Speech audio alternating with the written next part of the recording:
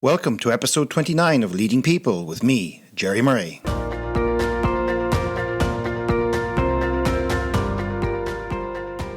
This episode is brought to you by Wide Circle, helping you make better talent decisions. To learn more, visit widecircle.eu, that's widecircle.eu.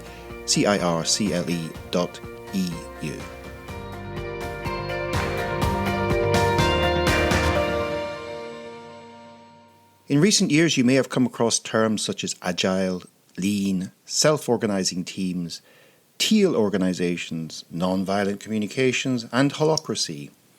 Or you may at this point be wondering what on earth Jerry is talking about. Or has he swallowed the dictionary? My guest this week is author and consultant jef.cumps.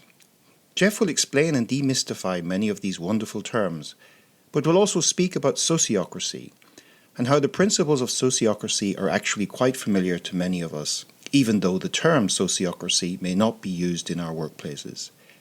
A key aspect of sociocracy is how it can enable an organisation to easily adapt itself to a changing world, and Jeff will help you understand why. And stay tuned until the end because he also has a special gift for you. So, let's dive right in. Jef.cumps, welcome to the show. I'm very happy to be here. Thanks for having me.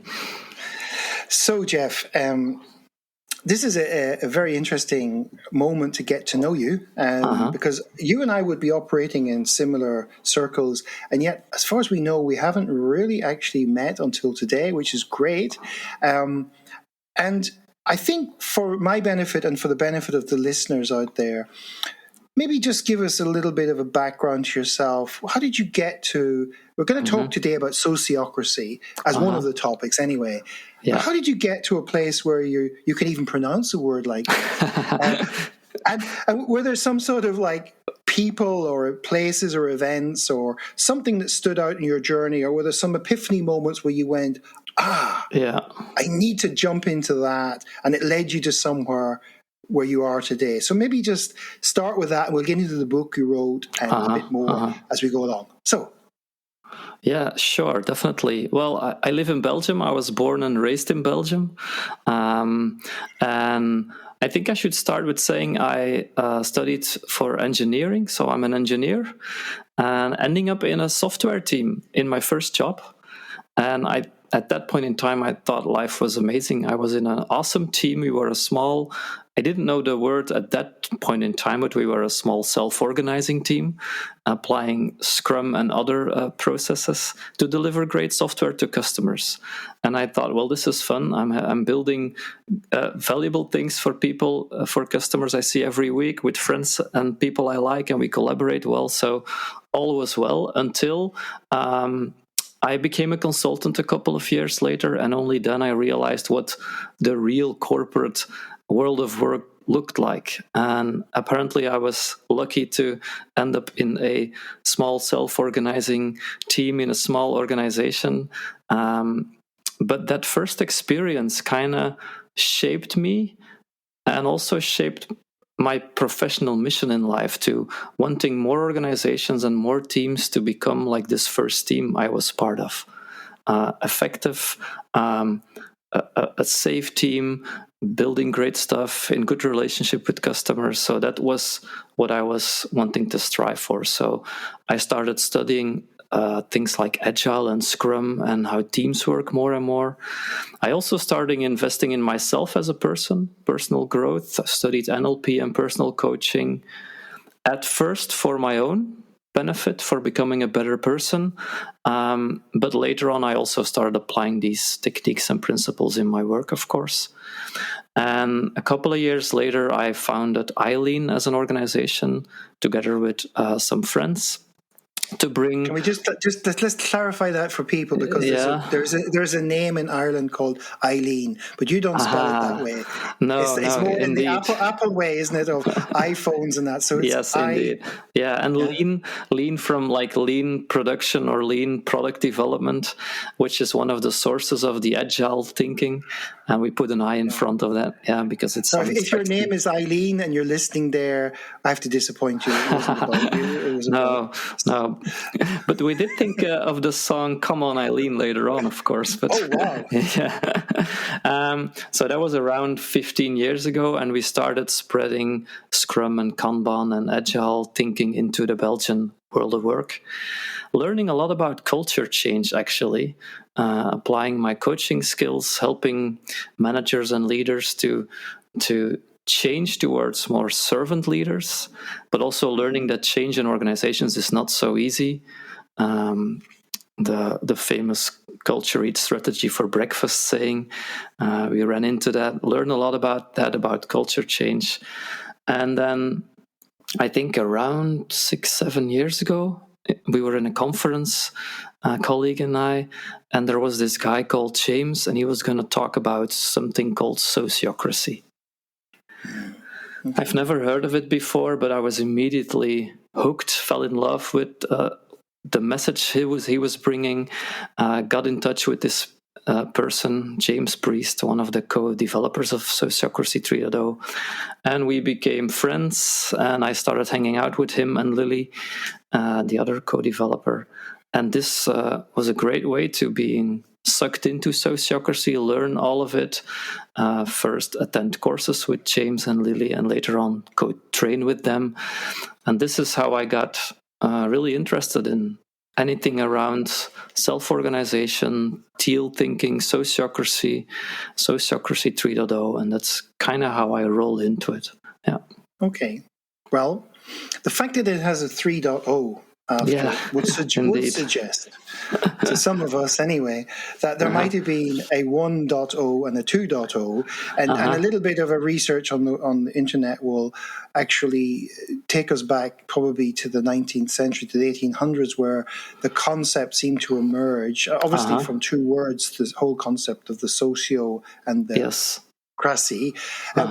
Could you give people a little bit of a very short history of how it goes from a concept like that, probably philosophical concept around maybe government and governing, up to today, where it's become 3.0, and it's becoming an integral part of how at least teams are run in organizations, if not full organizations. So let's unpack that a bit. Yeah, the word sociocracy indeed originates from the 1800s, I think 50s, mentioned by Combe for the first time, but in a mostly theoretical way. So it wasn't applied in practice, it was more philosophy. I'm going to jump forward over 100 years until in the 1970s, a person in the Netherlands called Gerard Endenburg inherited his father's company. And Gerard was raised in a school that applied some of the sociocratic principles, led by Kees Boeke, another important name. And in that school, they governed themselves in equivalence.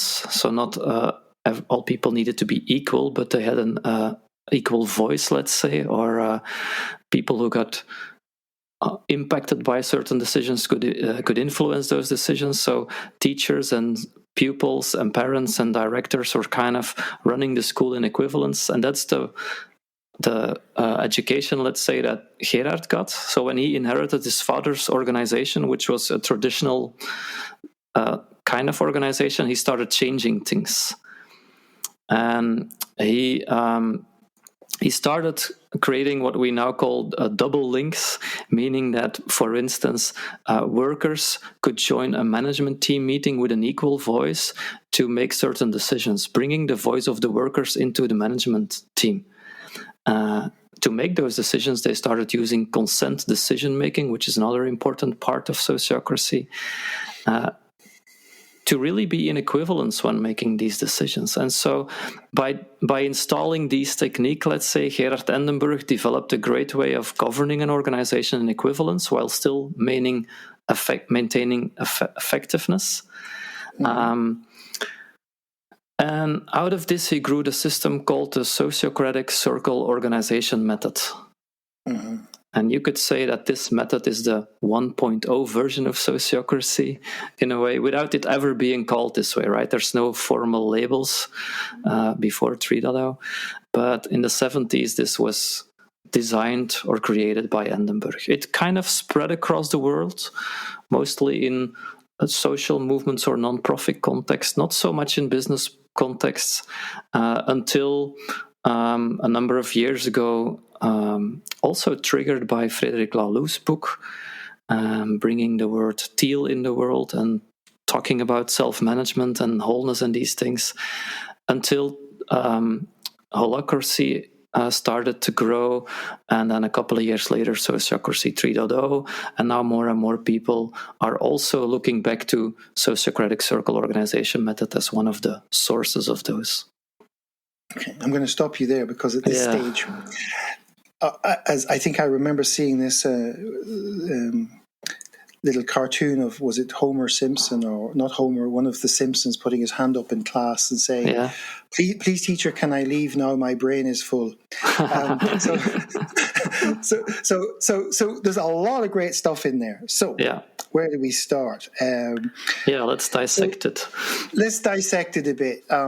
So I think, if I'm not mistaken, let's just take some of the last stuff and we'll work back. So Frederic Laloux, reinventing organizations, ex-McKinsey consultant, so had a certain profile coming into this, got noted, wrote about stuff that was already actually emerging, and we have some great examples of organizations like Buurtzorg and that who are using it. And yet, I believe he embraced holocracy before sociocracy. So maybe to help people understand these cracies, if we call them that, holocracy and sociocracy, what could be a distinction because I'm sure if people out there who are quite enlightened and already looking into this are probably coming across these terms and wondering, should I or should I not? So maybe just help people understand pros and cons, or the comparison between these two terms. I think I'm going to open up and add another two terms, because in general we could say there's sociocracy, which you could consider the movement of all thinking principles, techniques, methods that are built on these sociocratic thoughts and principles, which are, for instance, the Sociocratic Circle Organization method, who was there first, of course, and who is a source of inspiration for all the others. And then the next one that I know of is Holocracy, created by Brian Johnson. Forgetting the name right now. Who was kind of organizing his software company in this way, combining it with getting things done and agile thinking, and he created Holocracy as a operating system, he calls it, for organizations. I've seen that. And so Holocracy is a constitution-based operating system for any kind of organization. Influenced by Sociocracy, the Sociocratic Circle Organization method, influenced by getting things done and agile thinking. Has a lot of similarities at first sight with the Sociocratic Circle Organization method. It also speaks of circles and roles. It has linking and double linking in there, etc. So the initial concepts and techniques are still there, but with a different flavor and also a bit of a different mindset, I can say. And then a couple of years later, Bernard Bockelbrink, a German agile coach, and James Priest, an English also coach working a lot with teams on sociocracy, but also on nonviolent communication, doing lots of therapy with teams and also youth and children. Bernard and James got together and they combined their both backpacks full of wisdom and experiences into Sociocracy 3.0, mainly combining the sociocratic thinking with agile thinking. Agile as in, how can we iteratively and incrementally develop awesome stuff and learn fast in a changing market. And so Sociocracy 3.0 is not a all-in-one methodology. It's a combination or a gathering or an assembly of patterns, kind of, I think 74, 75 patterns, which you could all use individually, but which, of course, reinforce each other, kind of like a menu card or a box full of Lego bricks with which you start building whatever is needed. which is one of the big differences with Holocracy, for instance, who is more of a one out-of-the-box method to apply in your department or organization. Okay, yeah. So Sociocracy coming across more foundational, more from the more of earlier starting point. I also hear when you talk about assembly, a collection of patterns, I hear the concept of systems thinking and cybernetics. Correct. From that. Yeah, which is no coincidence because they were already a source of inspiration for Endenburg. Yeah, and then so we've kind of got the sorting out a little bit on that, and anybody out there at the moment who's come across the concept of Agile or even maybe Lean can probably start to, as we go through this conversation, they'll probably start to recognize stuff that they haven't, let's say they haven't given it the association with Sociocracy, but they're going to say, okay, so that's the inspiration for what we do in this, right? Yeah, you could, I'm going to jump into that with only one sentence. You could even say that Sociocracy is a way of translating some of these Agile principles to governing an organization instead of building products. So that's a great link between both. Yeah. So if organizations are testing out Agile within bits and pieces, which sometimes happens, sometimes it might even be applied to things that we wonder why they're doing it, trying to do that Agile. Now you're saying, actually, you can put the roof on your house. You've got your little rooms doing Agile, but now you can put your roof on the house with a Sociocracy, and it'll give you a governance structure for maybe bringing together lots of Agile, contextualized around what those teams are trying to achieve, right? Yeah, in a way you could say that, And it's also about the challenges we're addressing. Agile was addressing the challenge of changing markets, finding the best possible product, and adapting the product to market needs. Well, we also need to adapt our organization to the changing world faster than we used to, right? So that's one of the challenges, let's say, Sociocracy 3.0 helps address. Okay, I made all that up, by the way, but I guess it's me trying to interpret what you're telling me. Now, a couple of things that you mentioned earlier in the when you talk about Edinburgh and even going back to Buka and that. So, this idea of consent. Now, the fact that it emerges from the Netherlands, right? There might be a confusion with consensus, and I believe there's a distinction to be made between consent. Definitely. And because I've worked with Netherlands-based organizations, and they often talk about their need and way of trying to get consensus on things. But what is the difference for people out there wondering, but is the same thing? But apparently it's not. So could you maybe explain what the distinction is that people would need to get? Yeah, it's a great question because there is a fundamental difference. For me, consensus means that we treat each other equally, so we're all equal in this decision making, and we should hear everyone's story or desire and try to find this awesome solution to which everyone can agree and say yes. Let's define consensus this way. It's awesome if it works, right? Because you gain maximal wisdom, you get all sides of the story, you get all opinions and experiences, you maximally use collective intelligence, and everyone fully supports the decision taken. So when it works, it's awesome, but there's a lot of risks, spending a lot of time being one of them, but also politics, etc., or ending with a half-baked compromise. So that's consensus, and consent takes a different approach. When we decide something in consent, we need to start with a proposal, and then we're not looking for yeses, but we're looking for objections.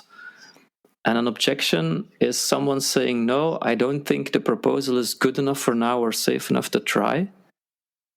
And I think I see arguments why this proposal is going to cause harm or unintended consequences, or why it misses a very significant improvement. So it's not about what is my preference or my habitual thinking or what would I personally like. No, it's about reflecting and thinking, are there any arguments why this proposal is not good enough for us to continue with? And what the fundamental change is that the power shifts from the person to the reason. In consensus, as long as I say no, I have the power. I don't even need to explain. In consent, when I just say no, I have an objection, we need to first qualify that objection, and I need to reflect and come with a decent argument. Otherwise, we won't qualify it as a valid objection. Right. Yeah. And you actually, as you talk, it brings me to, you see this kind of reflected in things like de Bono's six thinking hats. I think it's the black hat the hat of what could go wrong. So it's not seen as a negative. It's seen as a constructive part of thinking things through. Yeah. Or if you go to Robert Dilts, developed the Disney strategy in NLP for the critic, which is not about knocking things down, but saying what's missing. Is that right? Well, in a way, it is. No, I can relate to that, but consent is not only putting on the black hat, but also other colored hat, like what big improvement is there or what needs are not fulfilled. So it's not only looking at what's wrong with the proposal, it's also putting it in a bigger perspective a bit. All right, okay. Yeah. So I've just learned something. Yeah, but as an analogy, I like it, but it's not entirely complete, let's say. Yeah.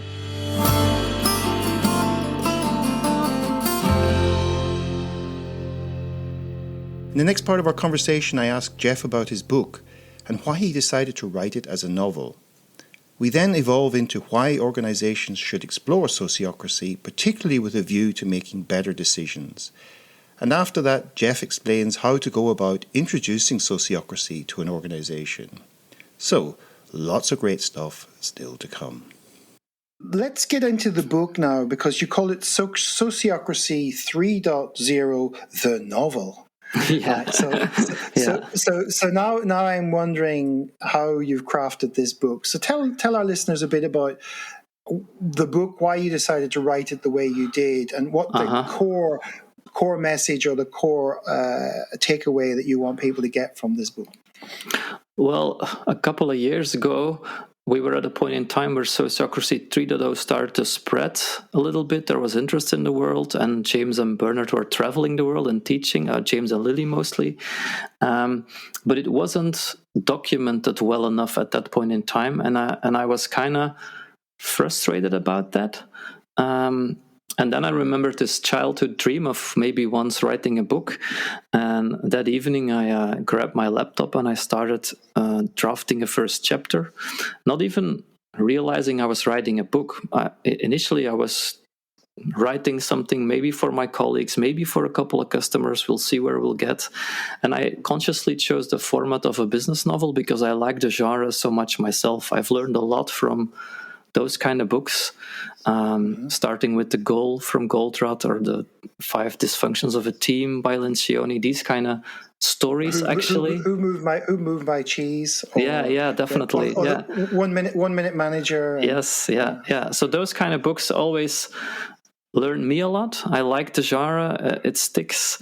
And I wanted to write something basic as an introduction to Sociocracy 3.0, not all the details, but a good introduction in a real-life story. So the story is about a typical organization that is growing and in which some management layers started to exist, slowing down things, politics start to play, departments don't collaborate well, and the somewhat older CEO starts to realize that he's no longer capable of decently changing the organization for the better, and he asks a younger manager called Chris to take over. And this Chris is familiar with Agile thinking, and he accepts the challenge and finds himself a mentor called Bernie, and Bernie, accidentally, of course, is working with Sociocracy in other places and starts teaching Sociocracy 3.0 to Chris. And so the book gradually tells the story, or step by step tells the story of how they start implementing Sociocracy 3.0, or S3 in short, in this organization. Okay, great. Yeah. So let's build on that. Okay. So how could sociocracy, so sure this is stuff that our listeners might be pondering now as they're listening to this. They're getting curious, I hope. How could sociocracy transform your workplace or even just performance in organizations, and maybe unpack that a bit and explain, then we'll dovetail into how would you start to explore it rather than just throwing the kitchen sink at it. Most of these things should probably be looked at in pilots and things like that. So first start about what would be the benefits of it, and particularly when we're going to post-pandemic today, where a lot of people are thinking, how does work get done? And, you've got all these concepts of hybrid or hybrid and all this stuff going around out there. But how might sociocracy really come into play? What are the benefits? And how would an organization start to explore it? So that's big amount of stuff, but I'll let you off on it. So I'll first talk a bit about why, and then we'll go into the how, right? So make it practical and concrete. There's several very actual or alive challenges in the world, which Sociocracy and S3 more specifically helps address. One is finding a good balance between a team that is well connected, that has safety in there, that has clarity on what their responsibilities are, and doing stuff, delivering stuff, because governance in an organization, or the way we govern an organization, is only there to serve delivering value. And so that's one of the challenges that S3 helps address, is providing teams with a clear goal, a clear set of boundaries in which to work, and provide some tools to effectively run and organize the work. So both on the operational and the governance side of work. Another reason why organizations start pulling in S3 patterns is around effective decision making. Some clients I work with are more, let's say, people-centered, and they're well-connected, a lot of trust, high psychological safety, but very slow in decision-making. And in a fast-changing world, you need to make decisions pretty fast. And so they use consent decision-making and some other patterns to speed up their decision-making without losing the collective intelligence and the connection with each other. And I have some other clients who are more traditional organizations with top-down management structures, let's say, and they pull in consent decision-making and some other patterns to slow down decision-making a bit, to bring in more collective intelligence, to bring in more opinions and better feel with market and customers, to make wiser decisions, but still in an efficient and effective way. So these are some of the examples that I see clients, or reasons why I see clients pull in S3 patterns. And I guess, the common thread there is you're going to make better decisions. So you're either going to speed up from that more very human environment, or you're going to reduce the speed a little bit from the top down. But what comes out of that, an emerging property, is the engagement and collaboration factor, right? So yeah. How can we collaborate more consciously, collaborate better and more effective? Because we need all people in an organization to become equivalent sensors of what's happening in the world. It's no longer possible that the person at the top knows and feels everything and makes the best decisions on his own. So we need to engage everyone, bring everyone into parts of decision making. It's a misconception, though, that not everyone should be deciding on everything, right? Sociocracy is still based around smaller teams, 7 to 10, 12 people, with a clear area of responsibility, clear boundaries to work within, and then they self-organize and self-govern within those boundaries and learn to take good collective decisions. Okay. So small is beautiful in this respect. I guess this is where the circles come in then, because you have this ability to link the circles, right? Yes. Can you talk a little bit about how? Because people might be going, okay, now I've got 300 people, and I'm bringing them into teams. Now I've got 20, 30 teams around me. I've got 30 teams at least. How am I going to pull all that together and make it all work collectively? So how do the circles help with that? Yeah, great question. And for the listeners that not know the word, a circle is a team, a self-organizing and self-governing team, usually pretty small, somewhere between 5 and 10, 12 people, let's say, on average. And indeed, there's many small circles in an organization, all with their own clear goal and their own boundaries and playing field. But it's important that those goals or purposes of these teams are aligned to each other and definitely to the organization's purpose. So that's the first big part of that.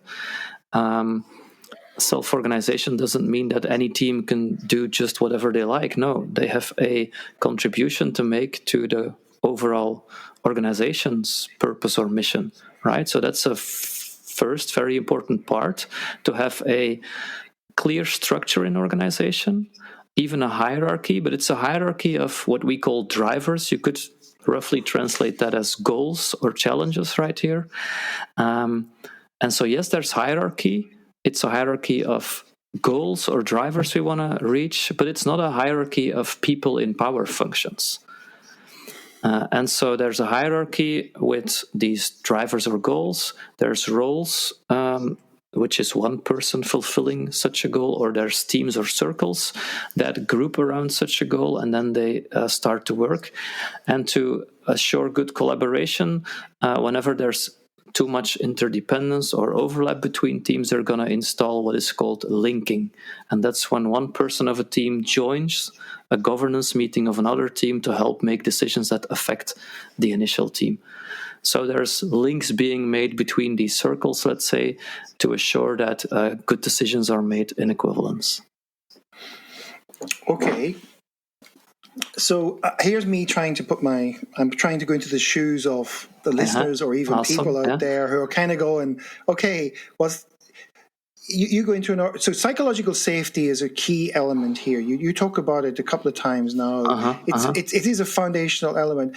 There are lots of organizations out there where when I would do teamwork with people, I spend the first hour, 90 minutes testing psychological safety. And I often have to redesign the team day based on what I discover. Because if psychological safety is not there are certain things you may not do with that team at that point in time because there's other things that they need to get. So if you're in an organization where this is low, and now you're actually saying to some people, well, the perception is you got to give up the traditional notion of control here sometimes and span of power, etc.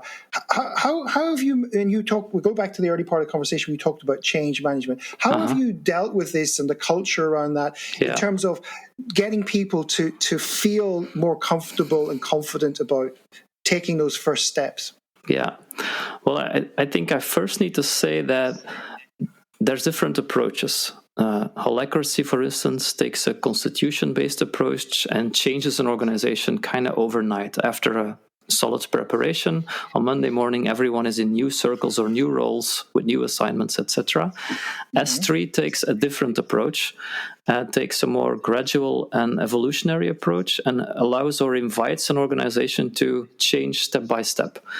And we even encourage people to only pull in patterns or parts of S3 where there's an actual need for it. So we're not going to change decision-making in a team if the team is doing fine, right? We're only going to bring in new ways of making decisions or giving feedback to each other or new ways of structuring teams or project teams when there are drivers for it, and a driver is a motivation, a need, or a challenge. And so I prefer the S3 way in more cases than the holacracy way. So I like the evolutionary change in a lot of cases because people can step by step grow into it. And whenever there is so-called resistance, it's someone signaling that either personal or organizational needs are not being fulfilled. So we should learn to listen to those and address those in a way. I think that's very important. And apart from that, another possible answer could be that S3 patterns, a lot of S3 patterns include often just small things that improve the psychological safety by installing equivalence, by installing transparency and open and regular feedback. We work a lot in rounds where everyone gets to talk with a limited amount of time, maybe not being interrupted. We first understand things before we start judging or changing things. So it's the typical steps in an S3 pattern that help install these things. So I also hear the communication skill of listening coming into play there. Definitely, yeah.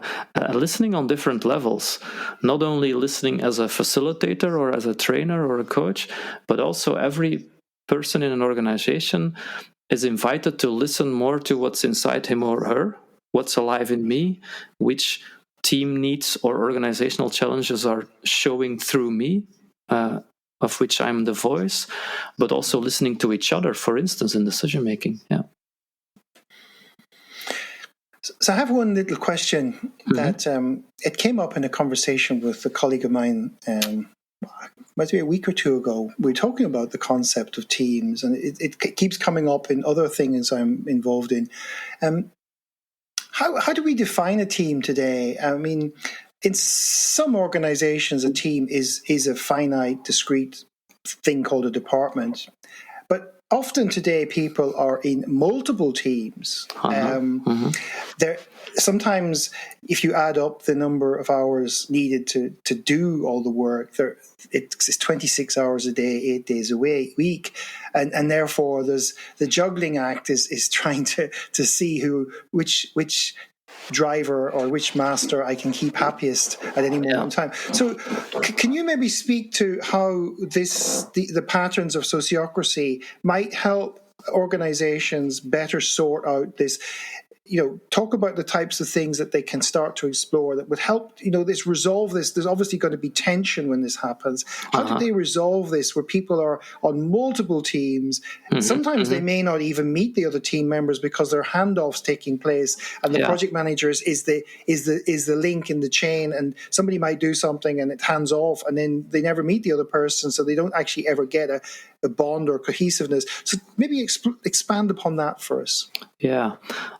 Before giving concrete answers to the question, first, more in general, I think that the wisdom or the answer is in the organization itself. It's not inside of me or any other external coach or trainer. So I think that's the first thing I'll try to help facilitate is bring out the existing wisdom in an organization.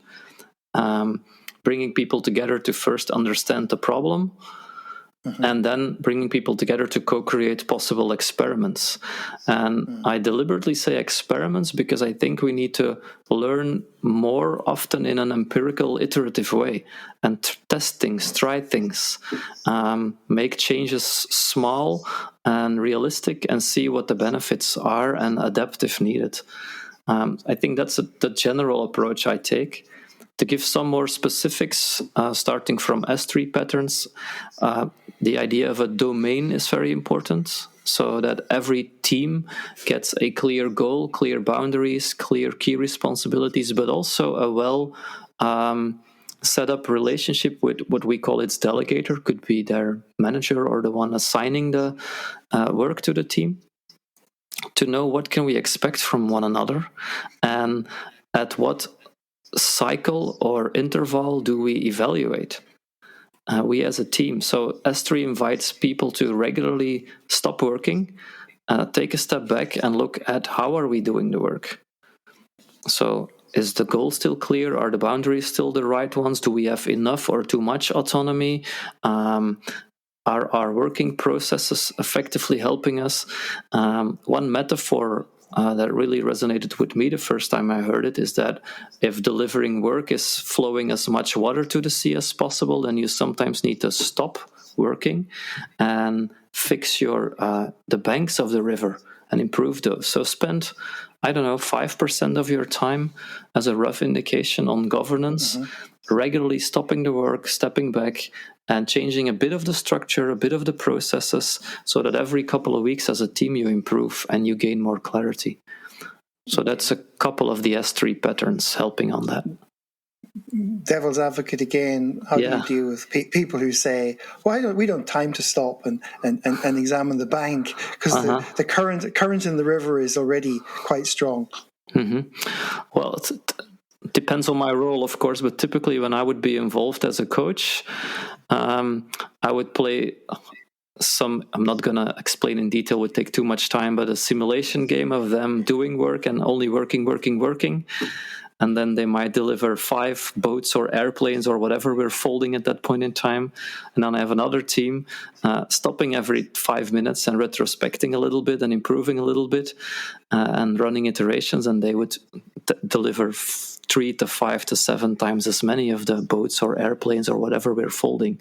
So a very small game or exercise often brings consciousness about, oh yeah, if we're only working, we're never stopping and improving. So that would be typically one of my, let's say, techniques for creating more awareness around that. Yes. Yeah. And there's lots of neuroscience research to support that technique sure. that would suggest that's going to be generative when you do that. Maybe I'll have somebody on the show in the near future to talk more about how the brain deals with these things. In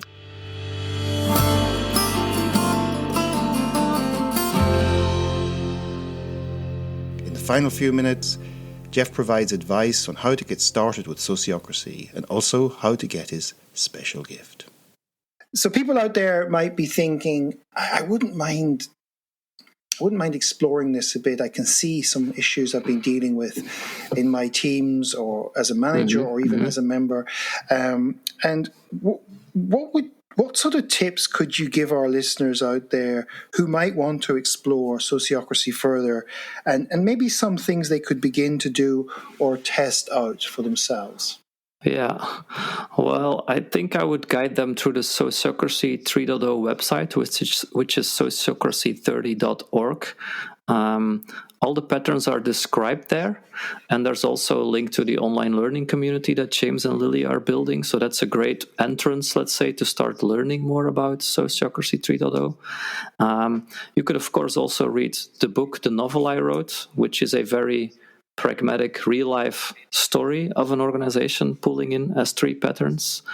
And depending on the country you live in, there's users groups being formed of peers coming together to share experiences.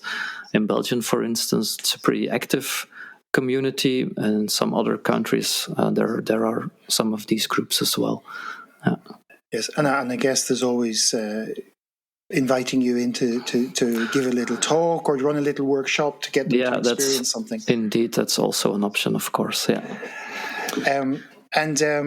I believe that we had a little chat before the show, and I believe you might even have a special offer for people out there who around the book. Indeed, to encourage people exploring Sociocracy 3.0, I'd like to hand out 5 ebooks of the novel I wrote, let's say to the first 5 people that sent me an email, but I'd like to hear their motivation, because S3 always invites teams or people to think about, okay, what's currently happening in our team or in the situation and what is needed. So if you would share with me in 1 or 2 sentences, right, what's happening in your team organization, triggering you to even listen to this podcast and triggering you now to want to explore Sociocracy. What do you think is needed? Then the first 5 people sending one of those drivers, as we call them, to me, I'll reply with the ebook version of the novel I wrote. Very good. So some little reason for why you might want to explore it and what you might want to do. Yeah. And it's not me testing or validating what you write. It's me inviting you to become really aware or conscious about why you would want to take this step. Yeah. Yeah. So to think a little bit beforehand, right? Yeah. And what is that? So now I would like to know how to contact you, because I'll put links in the show notes, and let's start with the email address, because otherwise they don't know how to get this free, this special offer, 5 copies of Jef's book for free to the first 5 people who send him an email with a little justification, a little bit of a explanation of what you'd like to do with it, right? Great. Okay. Well, so what's the email address? Well, we'll put the email in the show notes, right? I guess that'll be the easiest thing to do, and then they'll find it. Right. And how else can they get in contact with you? I guess you're on LinkedIn, yeah? Yeah, and I think that's the easiest way in, to go to my LinkedIn page. Just Google my name or search it on LinkedIn, and you'll find my page, and my contact details, email, same as in the show notes, will be there, and you'll be able to reach me. your own website? Do you have a website that they can contact you on, or do you prefer them to Sociocracy 3.0 website? Well, I prefer to find me via LinkedIn at the moment, specifically because I'm in a transition between, let's say, organizations or places where I work from. And so I think the clearest thing to do now would be to go through LinkedIn. So what's next for jef.cumps? That's a good question. What's not changing is my mission in life to help the world of work to become both more humane and more effective. I love tools, and because it's no more, no less than these tools such as Agile and Sociocracy and S3, etc. I think one of the things that attracts me more and more is how could we bring in more of our whole being in an organization, literally and figuratively speaking. So using more of our body when we collaborate, bring in more collective wisdom. So those are the fields I'm investigating right now. Also more systemic thinking. What systems are hidden inside of an organization are parts of changing the world of work, which I'm really interested in right now. Well, on behalf of myself and our listeners, I would really like to thank you for sharing your insights, your tips, and your own wisdom with everyone today. Thanks, Jef. I was very happy to. Thanks again for having me. Thank you for tuning in to this week's episode. You will find details of what we covered in the show with links, etc. in the show notes. Please share your key takeaways from today's guest and let your friends and colleagues know about the podcast. Oh, and if there's a particular author or leading thinker you'd like me to interview, just get in touch and I'll do my best to get them on the show. This episode was brought to you by Wide Circle, helping you make better talent decisions. To learn more, visit widecircle.eu. That's WIDECIRCLE.eu. Until next time.